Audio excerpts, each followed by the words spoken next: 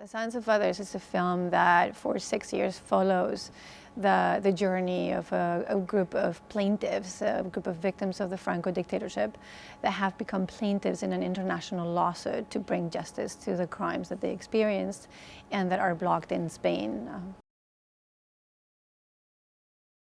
Well, the Silence of Others is a personal project in the sense that I'm Spanish. I grew up in Spain during the transition. And these are issues that really kept kind of growing inside me, and sort of in a painful way, that we were making films about other parts of the world and human rights abuses and human rights issues around the world, but I was not dealing personally with something that was happening inside my own country. And so the starting point was 2010 when our daughter was born.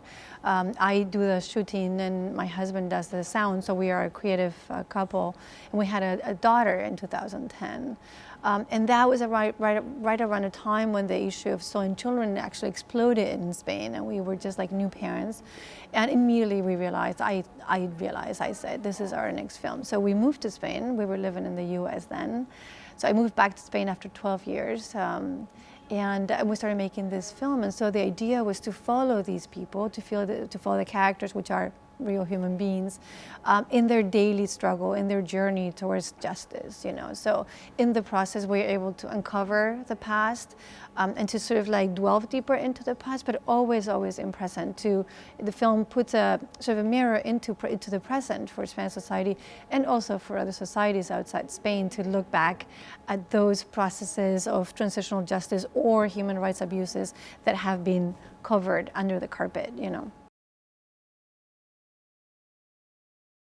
Gaining trust is something incredibly important for a documentary film. The way we do it is that we actually spend a lot of time with our characters, even without a camera, getting to know them. And then obviously this is a very long process, right? When you go and film once, then people open a little bit. But when you go every week for 6 years, or you go with them in their trip, or you actually are witness to their preparation for their testimony, or when you basically are with them, you know, then everything becomes different in a way, because I was doing the camera and Robert does the sound. It was a very intimate setting, and that intimacy actually comes through the screen. And so people always felt, when they were talking to the camera, they always felt like they were talking to us as friends, as a really deep personal relationship. So it was a process, but it was very soon, actually within a few months, that we felt like they were actually just being truly themselves, and they totally forgot that we were there with a camera. Well, we've been together for 15 years. We live together. We're parents to a child. We know each other very well. In the shooting themselves, since we're both directing, actually, he's always behind me, looking at the LCD, and we talk about it. We always talk about the sequences before we go to understand what is it that we're looking for, but always being completely open to what we're not thinking about, right? All the things that come up. Like, for example, in the first scene in the film, there was a moment where this lady, we were filming her near the side of the road, and then suddenly she sat down, like in the dirt. And so you just have to be very fast there to just leave the tripod, just like throw the tripod away and just go down with her to be at the same level. And this is something that we did together all the time, and obviously, you know, the boom needs to be positioning, and so we're always communicating, and that's beautiful because we're two directors on set, actually handling the tools. We don't need to tell anyone else. We tell each other, and that's actually, it feels very empowering than having to tell someone, no, do this, do that. It's really beautiful, actually.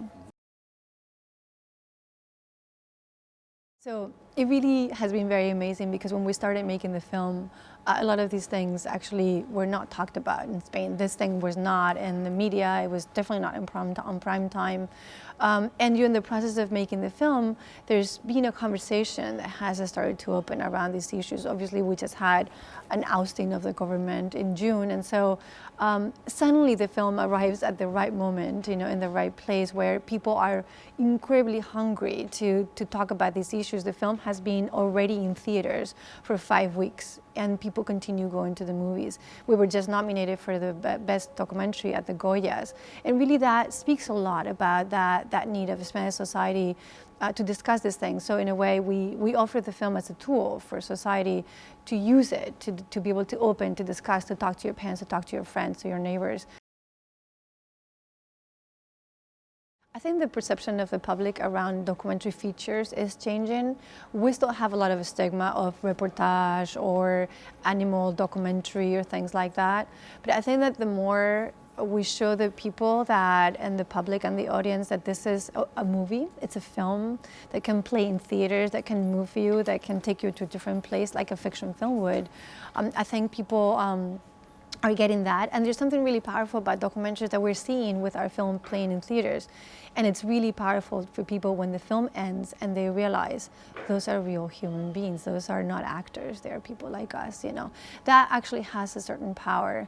And so right now, I mean, you see that in the US, there's tons of documentaries that actually hit the box office really hard and really good. And I think that in Europe, we're going in that trend as well of really good documentaries. The proof is the amazing documentaries in the EFA selection this year, right? Where I love my film, but obviously there are really amazing films there.